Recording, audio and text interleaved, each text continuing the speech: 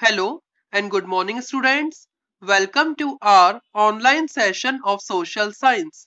So, students, this is the sixth, means last part of the chapter 14 of civics, that is main challenges before democracy. So, students, let's recall the first what we read till now.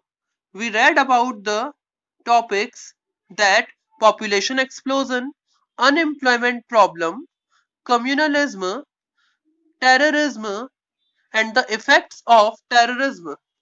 And afterwards, we discussed in the previous video about the drug addiction and the effects of drugs and the causes of drug addiction. And afterwards, we read about the impediments in the way of success of democracy. And today we are going to discuss about the from the page number 253, that is hurdles in the way of Indian democratic system. So students, today we will move further with this topic, means hurdles in the way of Indian democratic system. So let's begin the chapter with its continuation. So students, the first is poverty and unemployment. So it's a big hurdle in the way of Indian democratic system, poverty and unemployment. So students, let's begin. About 26% people of the total population of the country are living below the poverty line. तो देखा जाए तो 26%, 26% जो हैं, जो लोग हैं, total population का जो है, टोटल पॉपुलेशन जितनी भी है कंट्री, उस कंट्री की, उसका 26% जो है वो बिलो पॉवर्टी लाइन के नीचे रहते हैं या रह रहे हैं. और crores of educated and uneducated youth of the country have no parallel source of employment. और देखा जाए तो इतने करोड्स ऑफ एजुकेटेड और अनएजुकेटेड जो यूथ हैं देश के, उनके पास एम्प्लॉयमेंट का कोई भी पेरेनियल सोर्स नहीं है. This section of the people have problems of their own, consequently smooth functioning of democracy is rendered difficult.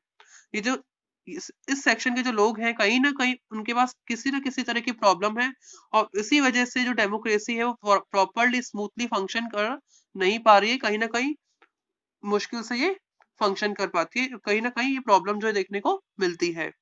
Poverty and unemployed citizens are conservative and have no inclination to adopt modern ideology. Poverty और unemployment citizen जो होते हैं, कहीं ना कहीं इस वजह से वो लोग कंजर्वेटिव हो जाते हैं और मॉडर्न आइडियोलॉजी को अडॉप्ट नहीं कर पाते हैं. This section of the population, instead of contributing to the progress of the nation, are only worried about their belly filling. तो कहीं ना कहीं ये जो सेक्शन है, ये जो वर्ग है पॉपुलेशन का, मीन्स कि ये लोग देश के, नेशन के प्रोग्रेस में कंट्रीब्यूट करने की बजाय अपनी फैमिली के लिए ही हमेशा वरिड रहते हैं. उनका ही पालन पोषण करने के लिए, उनको सारी जरूरतें पूरी करने के लिए ये लोग वरिड रहते हैं कि किस तरीके से हम अपनी फैमिली को ब्रिंग अप करा सकते हैं या उन्हें सरवाइव करा सकते हैं. तो कहीं ना कहीं उनको ये प्रॉब्लम इस तरह की रहती है. पॉवर्टी एंड अनएम्प्लॉयमेंट जो बहुत डिफिकल्ट प्रॉब्लम है ये. नेक्स्ट है casteism, regional feelings and linguistics problem. तो कहीं ना कहीं ये भी हमारे इंडियन डेमोक्रेटिक सिस्टम के रास्ते में एक हर्डल है देखा जाए तो.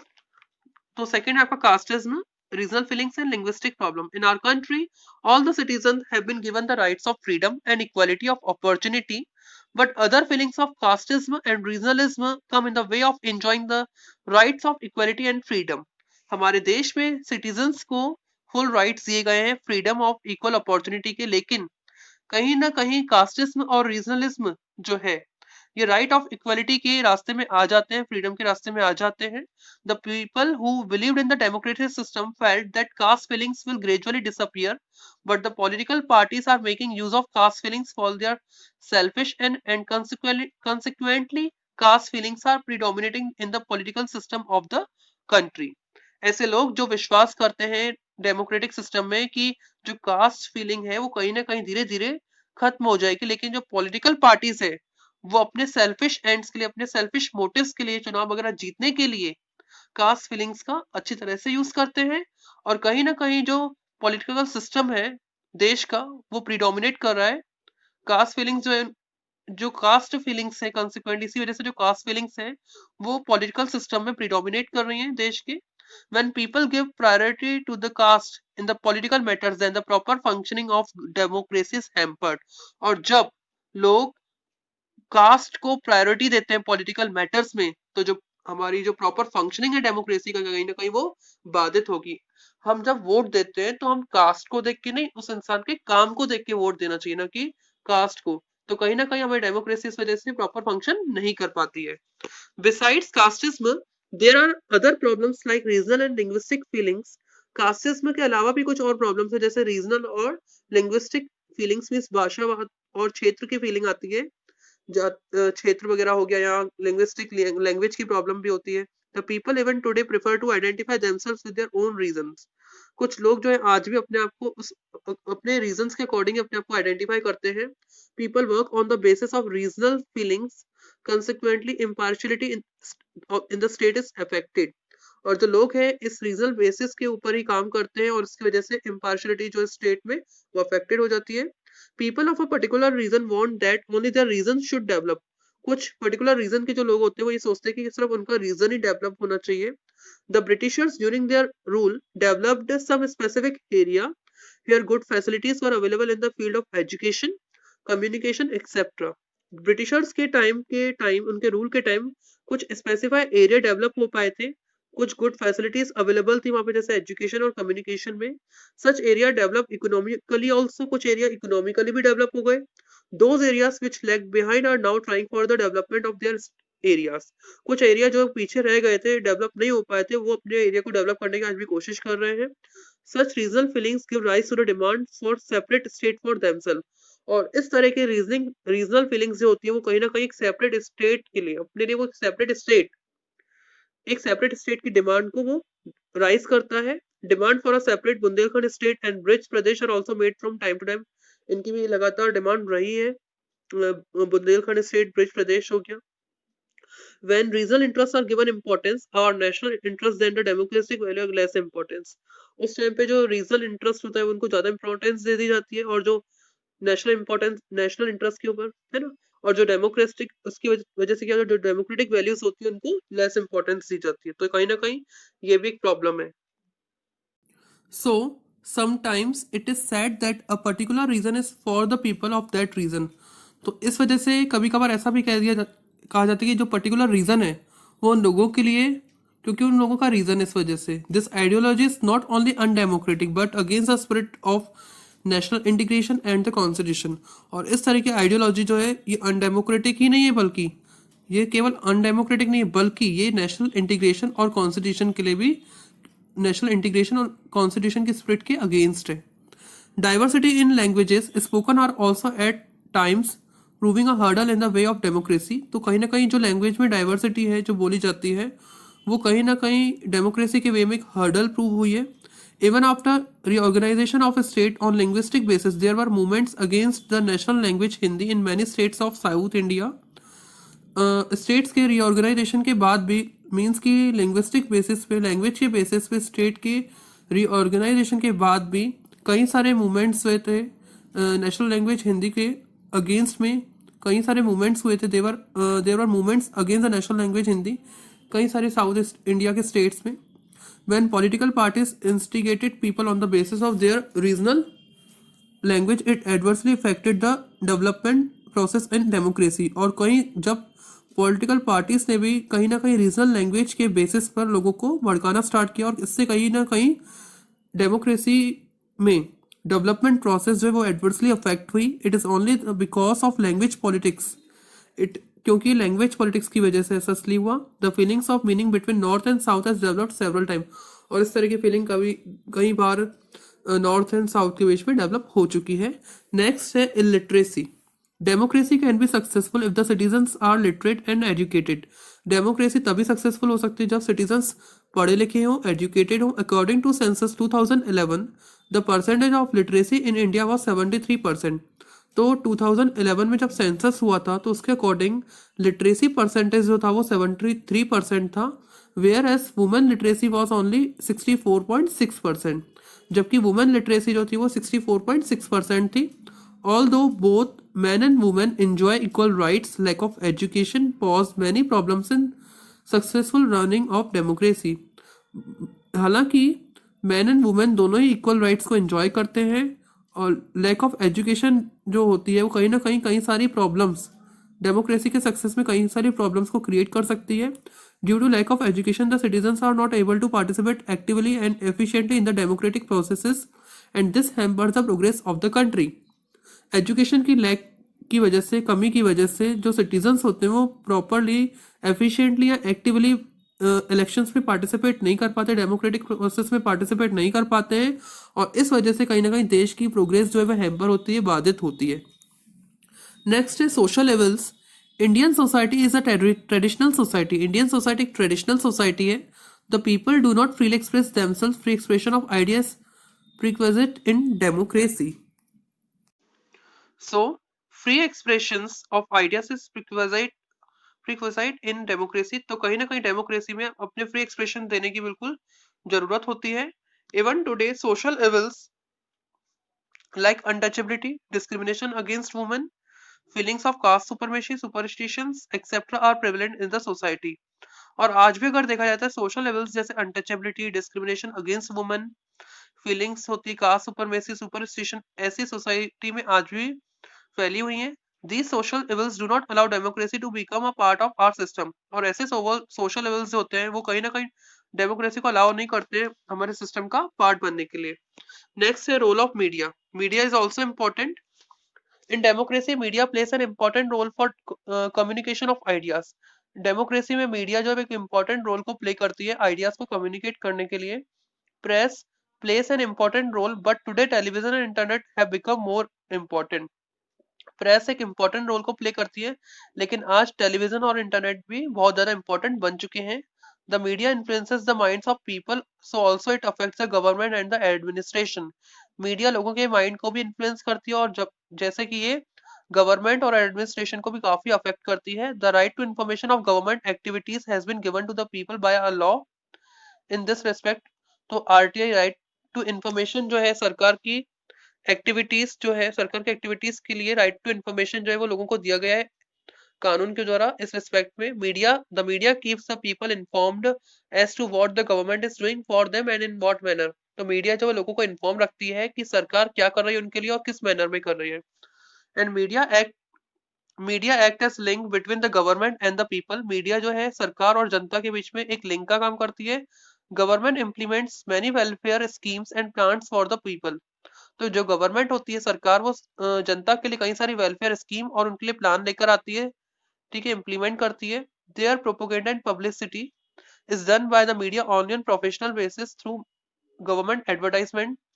तो इनकी जो प्रचार प्रसार होता है मीडिया के द्वारा किया जाता है प्रोफेशनल बेसिस पर गवर्नमेंट एडवर्टाइजमेंट के through, and not पब्लिसाइजिंग government schemes and their achievement by assuming a positive role, whereas the media can play a positive role in formulating public opinion and giving it proper direction. ठीक है, तो जो media होती है वो एक positive role को play कर सकती है किस लिए, पब्लिक ओपिनियन को फॉर्मुलेट करने और उसे प्रॉपर डायरेक्शन प्रोवाइड करने में. Okay, so students, now we are discussing the last topic of the chapter, that is measures to remove bottleneck in the way of democracy. So let's begin. In the preamble of the constitution, the objectives of the state policy have been clearly defined. तो constitution की preamble में state policy के जो objectives है, जो उद्देश्य, उनको clearly define किया गया है. These objectives are democratic, secular republic, equality, liberty and fraternity for all the citizens, social, economic, political justice, dignity of the people and protecting the unity and integrity of the people. तो ये सारे क्या हैं, objectives हैं. and soon after the independence, the government, administration and the people are making constant efforts to achieve these objectives. तो independence के जल्द बाद गवर्नमेंट, एडमिनिस्ट्रेशन और जो लोग हैं उन्होंने कहीं ना कहीं अपने लगातार एफर्ट्स लगाते आ रहे हैं इन ऑब्जेक्टिव्स को हासिल करने के लिए. But certain factors are coming in the way of achieving the above objective. लेकिन कुछ factors हैं जो इन objectives को achieve करने के रास्ते में आ जाते हैं. For removing poverty and unemployment, social awareness is also necessary. तो poverty और unemployment को हटाने के लिए, खत्म करने के लिए social awareness बहुत जरूरी है. Besides government efforts, individual and the society together should come forward to take the benefits of the government scheme. तो गवर्नमेंट के एफर्ट्स के अलावा इंडिविजुअल लोगों को और कहीं ना कहीं सोसाइटी को साथ आना चाहिए ताकि गवर्नमेंट स्कीम का बेनिफिट लेने के लिए vocational education self employment scheme need to be given a boost. Vocational education self employment schemes को एक बूस्ट दी जानी चाहिए उन, ठीक है। Public awareness is necessary for spread of education, public awareness education के स्प्रेड के लिए बहुत जरूरी है। Casteism, caste feeling, regional feeling, linguistic issues, all these are related to the mental makeup of the people. ये सारी जो फीलिंग्स है, casteism, caste feeling, regional feeling, linguistic issues, ये सारे कहीं ना कहीं लोगों के मेकअप, मेंटल मेकअप को चेंज कर देती है, उनको डाइवर्ट कर देती है। There is need to take steps to ensure the people follow the law, और ये बहुत जरूरी है ताकि ऐसे स्टेप्स उठाना बहुत जरूरी है ताकि लोग कानून को फॉलो करें, लॉ को फॉलो करें। The election system also needs improvement, election system में भी इम्प्रूवमेंट करने की जरूरत है। Therefore steps to improve the system are also necessary, और इसके लिए कई सारे स्टेप्स उठाने बहुत ज्यादा जरूरी है। In democracy, it is necessary that corruption is eradicated and crimes are controlled. Democracy में बहुत जरूरी है कि करप्शन को बिल्कुल खत्म कर दिया जाए, क्राइम्स को कंट्रोल कर लिया जाए। The culprit should be punished immediately. Culprit को तुरंत ही पनिश किया जाना चाहिए। For this, there is a need to reform the judicial system, और इस सब के लिए जुडिशियल सिस्टम को रिफॉर्म करना जरूरी है। The number of political parties should also be reduced by making a law in this respect. और जो नंबर ऑफ पॉलिटिकल पार्टीज को भी रिड्यूस कर दिया जाना चाहिए एक कानून बनाकर इस रिस्पेक्ट में। Training of morality, moral value should be organised for political leaders on our basis. Okay, तो ट्रेनिंग ऑफ मोरालिटी और मोरल वैल्यूज को भी ऑर्गेनाइज किया जाना चाहिए पॉलिटिकल लीडर्स के लिए इस बेसिस पर। New laws are needed to be improve political parties, कुछ नए कानून बनाना चाहिए पॉलिटिकल पार्टीज को इम्प्रूव करने के लिए। There is need to make laws and formulate guidelines for the media, और कहीं ना कहीं मीडिया के लिए कुछ गाइडलाइंस को फॉर्मुलेट करने की भी जरूरत है, इसके लिए भी कानून बनाने की जरूरत है। इसको भी कानून बनाकर कुछ गाइडलाइंस उनके लिए भी फॉर्मुलेट की जानी चाहिए। So people of India believe in supernatural power, one God, but they are generally not communal. तो लोग, जो इंडिया के लोग होते हैं, वो कहीं ना कहीं विश्वास करते हैं सुपरनेचुरल पावर, मतलब हर अपने अपने भगवानों पे विश्वास करते हैं, बट इसका मतलब ये नहीं है कि वो कम्युनल है। तो इस तरह की फीलिंग नहीं रखनी चाहिए। देयरफॉर कम्युनल वाली फीलिंग्स नहीं रखनी चाहिए।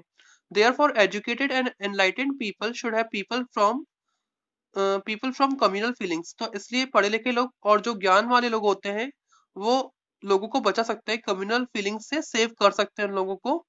It is high time people understand that caste based politics only divides the people, और ये वही समय है जब लोग समझा सकते हैं या समझ सकते हैं कि जो कास्ट बेस्ड पॉलिटिक्स है वो कहीं ना कहीं लोगों को डिवाइड करती है। It's not good. So it was all about the measures to remove bottleneck in the way of democracy. So students, it was all about the chapter. Now we will discuss about the exercise of the chapter. So first question is select the correct option. The first is indicate place of India in comparison to other countries of the world in respect of total population. तो total population के respect में हमें compare करना है India को world की other countries के साथ। तो पोजीशन हम चेक करेंगे यहाँ पर, third, second, seventh and fifth. So हमारा आंसर हो जाएगा सेकंड। सो सेकंड पोजीशन है अगर देखा जाए तो पॉपुलेशन के रिगार्डिंग सेकंड है, ठीक है। सेकंड है आपका which mode to the terrorist adopt to carry out the terrorist activity. तो कौन सी एक्टिविटीज का ये लोग यूज करते हैं, कैरी आउट करते हैं terrorist? Peace talks, education, politics and murder and abduction. तो हमारा आंसर हो जाएगा fourth, murder and abduction. Now the third is who started the prohibition movement against liquor consumption in the country. तो हम लोगों ने चैप्टर में रीड किया था महात्मा गांधी जी ने स्टार्ट किया था। तो हमारा आंसर हो जाएगा थर्ड का सेकंड, महात्मा गांधी। तो फोर्थ है आपका to remove unemployment steps should be taken by the government for the students after they pass their high school examination.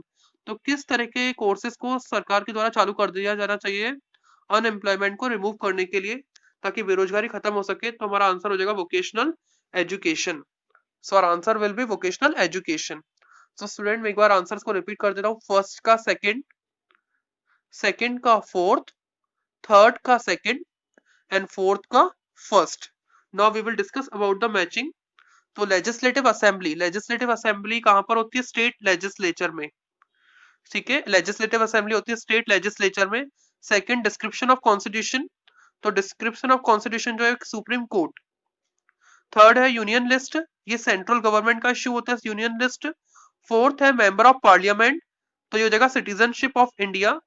And the fifth है to issue ordinance, it is the power of the president.